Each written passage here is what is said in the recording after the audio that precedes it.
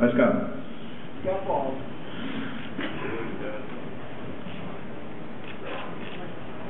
Good day, friends, neighbors, and opponents. Although I would say from the get-go, I don't feel that I'm the opponent of anybody in this crowd. You may feel differently, and I respect your right to do so. But before I dive into the WikiLeaks-related controversy, I want to go back to a story that is very similar to several of the ones that have been told here just now. In 2003, I was arrested by the FBI. I was given basically the same talk. Hey, you know what would really be cool if you added all of your friends to us as being career criminals. And I did not do that. You can hop onto Pacer and you can get the court transcripts, and what you will find is that I allocated responsibility because I believe people own their actions. Some of you may have been here last night for the screening of the film Hackers Wanted. What I was doing at that time is what I do believe Private First Class Manning was doing, which is acting one's conscience. In my case, I wanted to set a precedent whereby hackers could approach corporations and have the outcome be positive, have the outcome be one where corporations walked away saying, hey, you know what, that wasn't so bad. These hacker people can actually help us. They're not all out to get us. The New York Times Corporation disagreed. They pressed charges, as I always said that I did. I pled guilty because I was guilty. That was my acceptance of responsibility. Fast forward a couple of years, one in a long series of people sent me a random instant message saying, hey, have a look at what I did. And I was like, yeah, cool, whatever, I'll get to that, because a lot of people do approach me with information about their ongoing computer hacking. When that hacking involves things that are actually genuinely cool and interesting, I'll say, hey, sure, tell me more, I'm interested.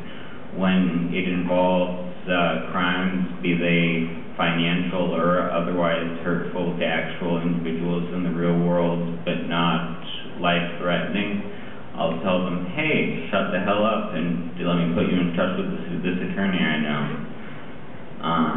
In this case, I didn't really have either of those two choices because the die was already cast. I was made aware that over 250,000 documents had been allegedly leaked that were classified State Department cables. They had been sent to WikiLeaks. WikiLeaks had a presence here at this conference. I think that they gave an interesting talk. But conspicuously, they didn't mention those cables. And I can't really say why that is. I'm operating on about 3 hours of sleep, and I didn't know up until right before this was happening that I was going to be talking. So please forgive me if I've come off a little bit rough. The information that was allocated to me via instant messenger was that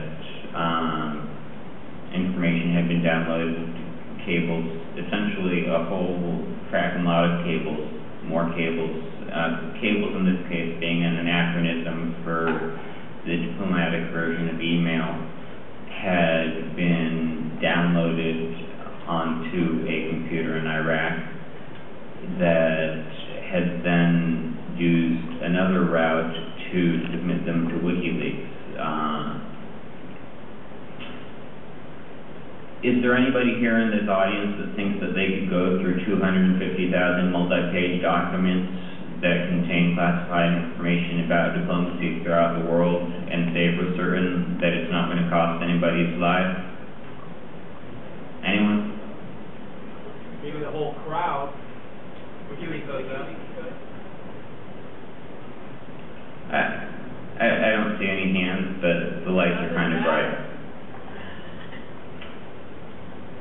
in that case, I felt compelled.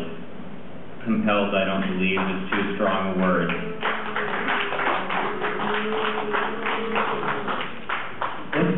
What did you feel compelling? In what way did you feel people would put at risk? There are a number of ways in which that information could put people at risk. The State Department is involved in a number of intelligence operations throughout the world. They're not supposed to be, but they're looking out for the interests of Americans. And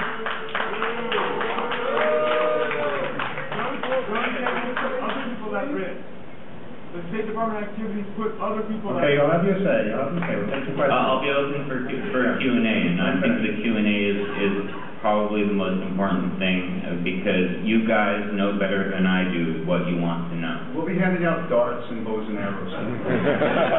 Also, if anybody thought to bring pitchforks and maybe some torches, that would be cool too. If people want to ask questions, they can line up behind the second microphone there. Second microphone. And leave your weapons behind. But let Adrian finish first. As I was stating, State Department operations throughout the world involve both American intelligence activities and the activities of American tourists and travelers abroad. If you assume the most innocent possible scenario, that it would do nothing but make the U.S. look bad in countries abroad, that would still leave people sitting high and dry if they need consular assistance, if they were arrested abroad by a country that suddenly decided that they weren't too friendly with the U.S. anymore. If you assume the worst possible scenario, that it actually does expose the identities of people involved in intelligence operations, or even have the appearance of being involved in intelligence operations by being employees of consulates, missions, and embassies abroad, then you have the very real possibility that lives will be lost.